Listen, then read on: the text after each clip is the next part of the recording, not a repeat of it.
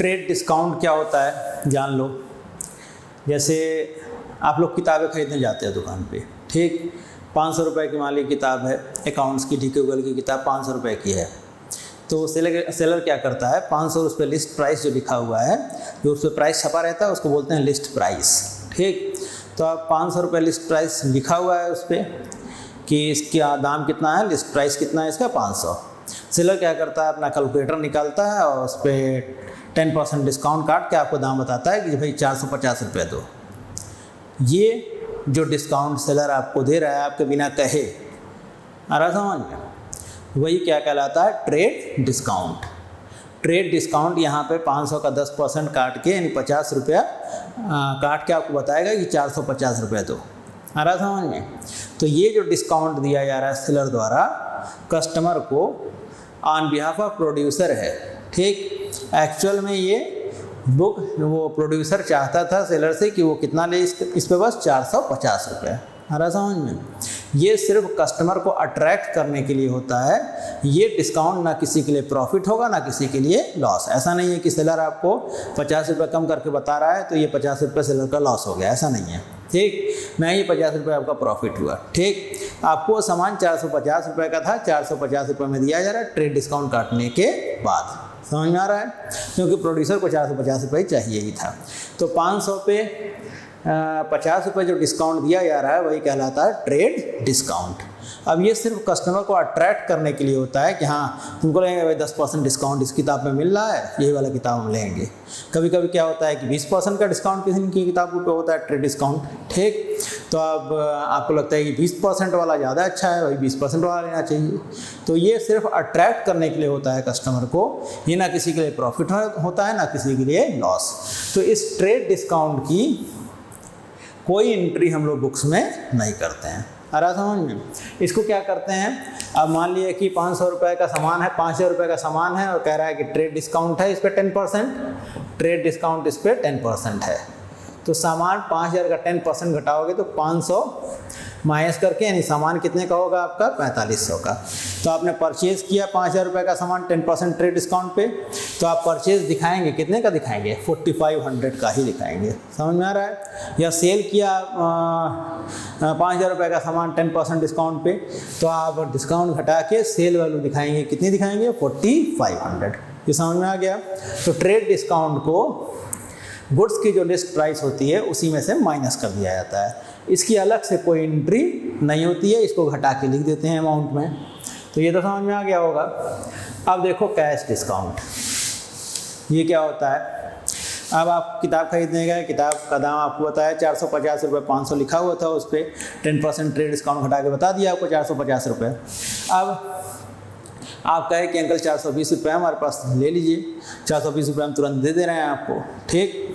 तो सेलर मान गया, कहा कि ठीक है ले आओ। तो अब 450 रुपये वो आपसे मांगा था, लेकिन कैश पेमेंट आप कर रहे हैं उसको तुरंत, तो आपको वो 30 रुपये का डिस्काउंट दे रहा है। ये डिस्काउंट कहलाएगा कैश डिस्काउंट। और ये डिस्काउंट अब सेलर के लिए क्या होगा, वो कैश रिसीव कर रहा है ना आपसे, तो कैश रिसीव उसको करना था 450 रुपये, लेकिन उसके बदले में आपसे वो कितना पाया 420 रुपये। तो 30 रुपये का क्या हो गया डिस्काउंट जो ये कैश डिस्काउंट सेलर आपको दे रहा है वो उसके लिए लॉस है, और ये आपको डिस्काउंट दे रहा है, तो बोलेंगे इसको डिस्काउंट अलाउड। क्या बोलेंगे इसको, डिस्काउंट अलाउड। ये समझ में आ गया। अब आपके लिए क्या होगा, आपको 450 रुपये देना था, आपको पे करना था, आप कैश पेयर हैं, 450 रुपये आपको देना था, लेकिन 450 रुपये में से 20 रुपये आपका प्रॉफिट हो गया। 450 रुपये में से 30 रुपये आपका प्रॉफिट हो गया। अब 30 रुपये कम देना पड़ा आपको कितना देना पड़ा, सिर्फ 420। तो ये 30 रुपये आपके लिए प्रॉफिट हो गया। तो ये कैश डिस्काउंट जो है वो कैश पेयर के लिए क्या होता है, प्रॉफिट होता है। और ये कहा जाता है ना कि आपको डिस्काउंट मिला, तो ये डिस्काउंट रिसीव होगा किसके लिए, कैश पेयर के लिए। तो ट्रेड डिस्काउंट और कैश डिस्काउंट का कॉन्सेप्ट समझ में आ गया। अब ये डिस्काउंट लॉस है तो कैश डिस्काउंट लॉस है तो डिस्काउंट अलाउड डेबिट होगा at the time of cash receiving. और अगर कैश रिसीव करते समय आपको डिस्काउंट मिल रहा है, तो ये कैश पे करते समय आपको डिस्काउंट मिल रहा है, तो ये डिस्काउंट आपके लिए प्रॉफिट होगा, तो प्रॉफिट को हमेशा क्रेडिट करते हैं। तो यहाँ डिस्काउंट अलाउड जो है ये हमेशा क्या होगा, डेबिट होगा, क्योंकि ये आपके लिए क्या है, लॉस। कैश रिसीव करते समय आपने दिया, डिस्काउंट अलाउड अकाउंट क्या हो जाएगा, डेबिट। और यहाँ पे कैश पे करते समय अगर आपको डिस्काउंट मिल रहा है तो ये डिस्काउंट रिसीव्ड होगा और हमेशा क्या होगा, क्रेडिट। हमेशा क्या होगा, ये क्रेडिट। आ रहा समझ में? तो अब इस पे ट्रांसैक्शन हम बताने जा रहे हैं। अब देखो इस ट्रांसैक्शन में क्या कह रहा है। पहले वाले ट्रांसैक्शन में परचेज कर रहे हैं गुड्स, लिस्ट प्राइस 1 लाख है और 10% ट्रेड डिस्काउंट है। परचेज किससे कर रहे हैं हम, अशोक से। तो गुड्स हमारे पास आएंगे तो हम परचेज अकाउंट डेबिट कर देंगे, परचेज अकाउंट डेबिट। और किसके पास से आ रहा है, अशोक को, तो अशोक को क्रेडिट करना है। क्रेडिट जिसको भी करते हैं हम लिखते हैं टू अशोक। टू क्यों लिखते हैं क्रेडिट को, हम पहले भी बता चुके हैं, फिर से बता दे रहे हैं। इस एंट्री का मतलब हुआ purchase account is debited to Ashok and Ashok is credited by purchase. तो यहाँ टू अशोक यानी कि अशोक क्या हो रहा है, क्रेडिट हो रहा है। क्रेडिट को क्रेडिट ना लिख के क्या लिखते हैं, टू। ठीक, तो अब यहाँ पे सामान आ रहा है, ऐसा डेबिट हो गया और गिवर कौन है, अशोक, तो गिवर को क्रेडिट कर दिए। रूल आपका यही है।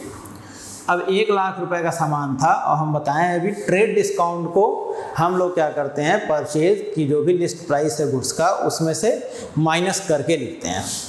तो यहाँ 1 लाख रुपए का सामान था, अब ट्रेड डिस्काउंट 10% है, तो 1 लाख रुपए के सामान में से 10% ट्रेड डिस्काउंट यानी 10,000 माइनस करेंगे, तो सामान कितने का हुआ, ये 90,000 का। समझ में आ रहा है? तो यहाँ डेबिट करेंगे हम लोग, कितना अमाउंट में कितना लिखेंगे, 90,000। समझ में आया? ये पहला ट्रांसैक्शन हो गया। अब नरेशन लिखने सबको आ ही गया है। अब देखो दूसरे ट्रांसैक्शन में कह रहा है रिटर्न कर दिया हमने अशोक को 20,000 रुपये का सामान, तो सामान हमारे पास से जाएगा तो हम क्रेडिट करेंगे उसको। तो सामान को ना क्रेडिट करके क्या क्रेडिट करेंगे, परचेज रिटर्न। ये हम सारा परचेज और परचेज रिटर्न, सेल और सेल रिटर्न का कॉन्सेप्ट पहले की वीडियो में बता चुके हैं, तो उसको कायदे से देख लो, समझ में आ जाएगा। तो यहाँ पे रिटर्न कर रहे हैं गुड्स अशोक को, तो अशोक अब रिसीव करेगा, तो अशोक को हम डेबिट करेंगे, डेबिट द रिसीवर, रूल वही है। और टू परचेज रिटर्न। अब एक चीज़ ध्यान रखना, ये अक्सर बच्चे इसको गलत कर देते हैं। यहाँ पे इसी वाले सामान में से हम इसको रिटर्न कर रहे हैं, तो यहाँ ट्रेड डिस्काउंट था 10%, तो रिटर्न करते समय भी वो ट्रेड डिस्काउंट क्या हो जाएगा, माइनस। तो 20,000 का सामान था, तो 20,000 में से 10% ट्रेड डिस्काउंट हटा देंगे। 10% 20,000 का निकालोगे तो 2,000 आएगा। 2,000 माइनस करने पे कितना आ जाएगा, 18,000। तो यहाँ पे हम डेबिट करेंगे कितना, 18,000। ये समझ में आ गया? अब तो रिटर्न करते समय अगर परचेज करते समय ट्रेड डिस्काउंट है तो रिटर्न करते समय वो ट्रेड डिस्काउंट लिखा नहीं रहेगा, वो अपने आप आपको क्या करना है, माइनस कर देना है, अगर उसी सामान को हम वापस रिटर्न कर रहे हैं तब। अब देखो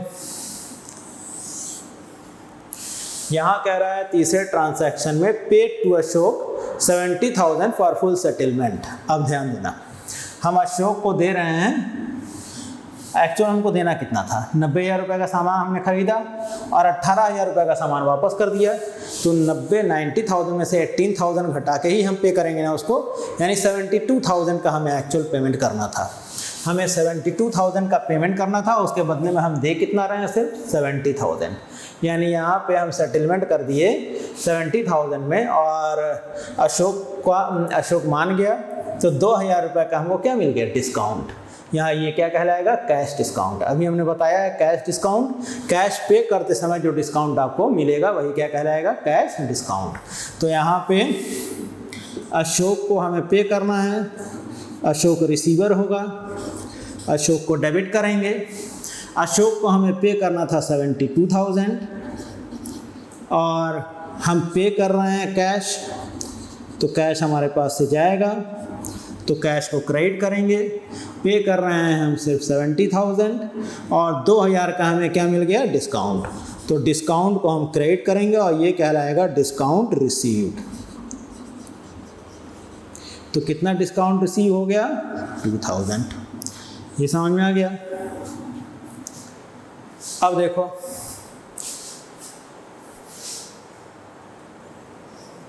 फोर्थ वाले ट्रांसैक्शन में कह रहा है sold goods to Ramesh of list price 1,50,000 less 20% trade discount.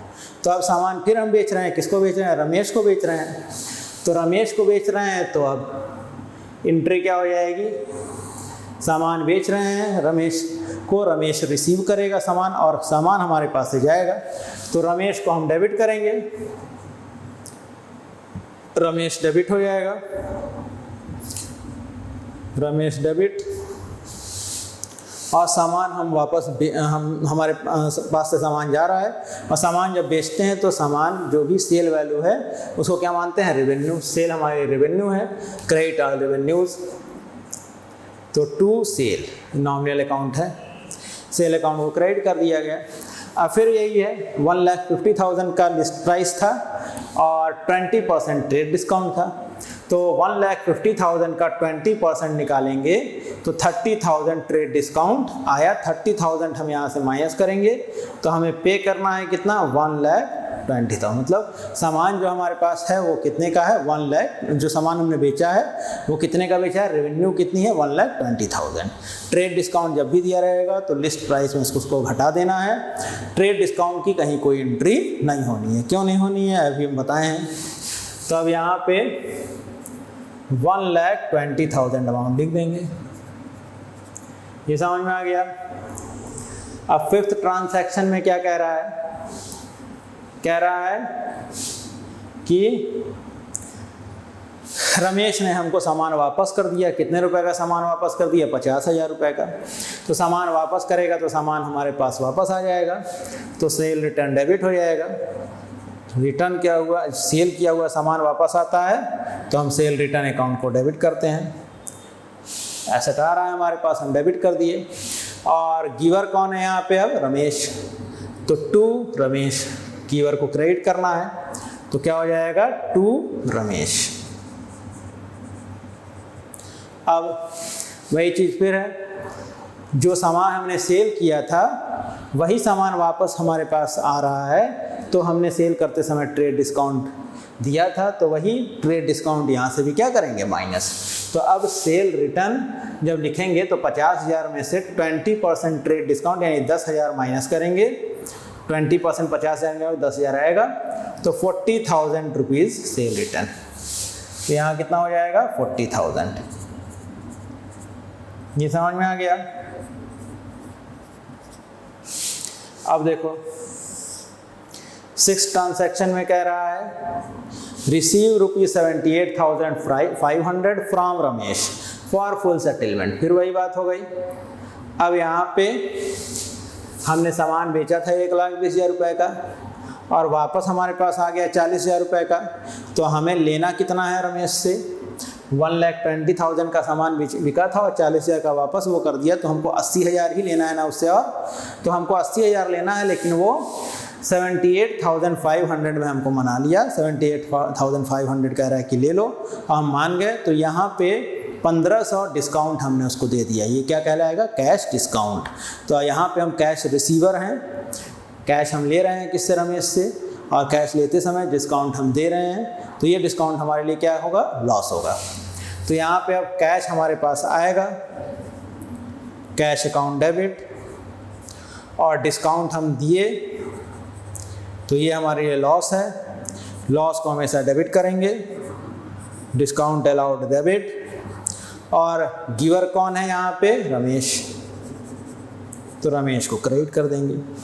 यहाँ पे ये एक्सपेंस है, nominal account debit all expenses and losses. Cash account, cash आ रहा है हमारे पास, real account debit the asset comes इन।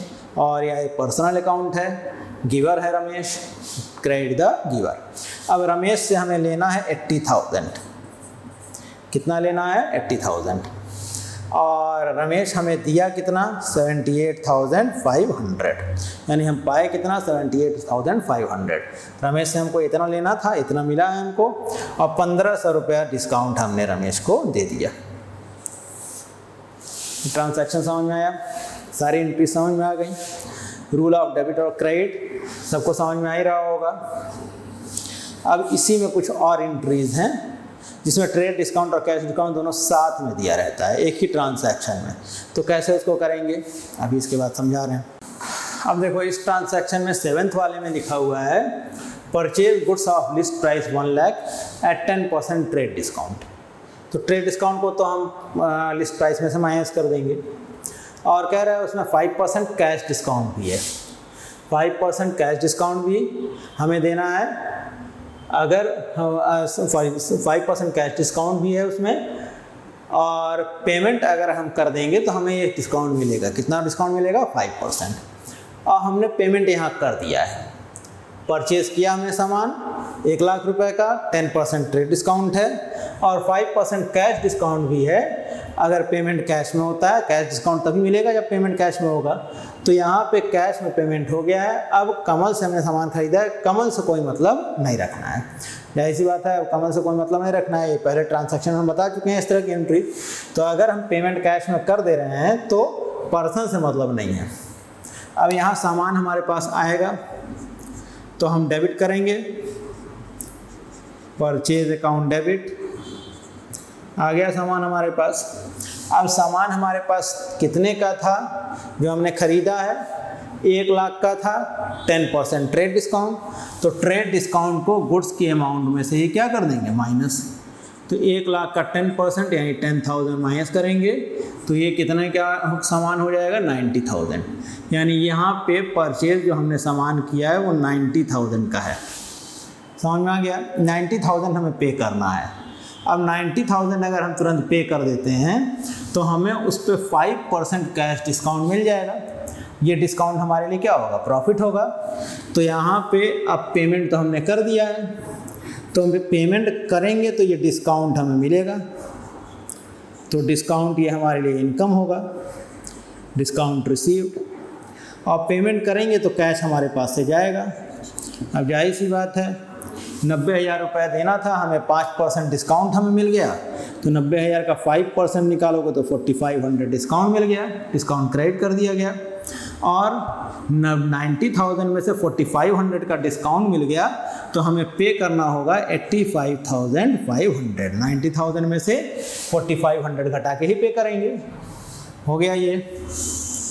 अब अगले ट्रांजैक्शन में सेल किया गया है, सामान बेच रहे हैं और सामान जो बेच रहे हैं वो 20% ट्रेड डिस्काउंट पे था बेचे हैं, और उस पर 5% कैश डिस्काउंट का हमने ऑप्शन लगाया है। यानी कि अगर हमें पैसा तुरंत मिल जाएगा, कैश मिल जाएगा, तो हम डिस्काउंट दे देंगे। कितना दे देंगे 5%। तो यहाँ कैश हमें मिल जा रहा है। राकेश को हमने सामान बेचा, वो तुरंत कैश हमें पे कर दिया। तो कैश हमारे पास आएगा, कैश अकाउंट डेबिट। और अब कैश हम रिसीव करेंगे तो डिस्काउंट हम देंगे। तो डिस्काउंट अलाउड डेबिट, क्योंकि डिस्काउंट हमने देने का ऑप्शन रखा हुआ था 5% डिस्काउंट देने का। तो डिस्काउंट अलाउड डेबिट। और 2 किससे पैसा क्या जा रहा है हमारे पास से सामान, और ये हमारे लिए रेवेन्यू है, सेल अकाउंट। तो अब कितना हमने सामान जो बेचा था वो 1,50,000 रुपये का था और 20% ट्रेड डिस्काउंट था। तो 20% ट्रेड डिस्काउंट का मतलब 30,000 ट्रेड डिस्काउंट हो गया। 30,000 यहाँ से माइनस हो जाएगा, तो ये 1,20,000 रुपये का होगा। ये सामान कितने का होगा 1,20,000। जो रेवेन्यू हमको मिलनी थी वो 1,20,000 की थी। ये समझ में आ रहा है। सामान जो बिका था सेल वैल्यू उसका कितना था 1,20,000। ट्रेड डिस्काउंट जब भी रहेगा तो उसको लिस्ट प्राइस में से माइनस कर देंगे। अब यहाँ कैश हमें देना है, तो कैश हमें मिलना है, कैश हम रिसीव करेंगे। लेकिन कैश जब रिसीव करेंगे तो ये हमको देना पड़ेगा, क्योंकि हमने ऑप्शन रखा था। तो यहाँ डिस्काउंट हम देंगे, ये डिस्काउंट हमारे लिए लॉस होगा, डिस्काउंट अलाउड डेबिट होगा। कैश रिसीव करते समय या पेमेंट करते समय है डिस्काउंट की एंट्री करेंगे अगर कैश डिस्काउंट होगा तब। तो यहाँ 1,20,000 का 5% यानी 6,000 ये डिस्काउंट हमने दिया। और अब मिलेगा कितना हमें, 1,20,000 में से 6,000 तो हमने डिस्काउंट दे दिया, तो मिलेगा कितना 1,14,000, 1,14,000। ये समझ में आ गया। ट्रेड डिस्काउंट और कैश डिस्काउंट क्या है, कैसे उसकी एंट्री करनी है, किस ट्रांसैक्शन में। और कभी कभी क्या होता है कंबाइंड ट्रांसैक्शंस हो जाते हैं, जैसे मान लीजिए कि सामान खरीदा हमने और पूरा पेमेंट ना करने के बजाय कुछ अमाउंट पे कर रहे हैं, तो उसमें हम लोग उन ट्रांसैक्शन को तोड़ के अलग अलग एंट्रीज भी कर सकते हैं या उन ट्रांसैक्शंस की कंबाइंड एंट्रीज भी कर सकते हैं। तो अगले वीडियो में कंबाइंड एंट्रीज कैसे करनी है वो हम लोग पढ़ेंगे।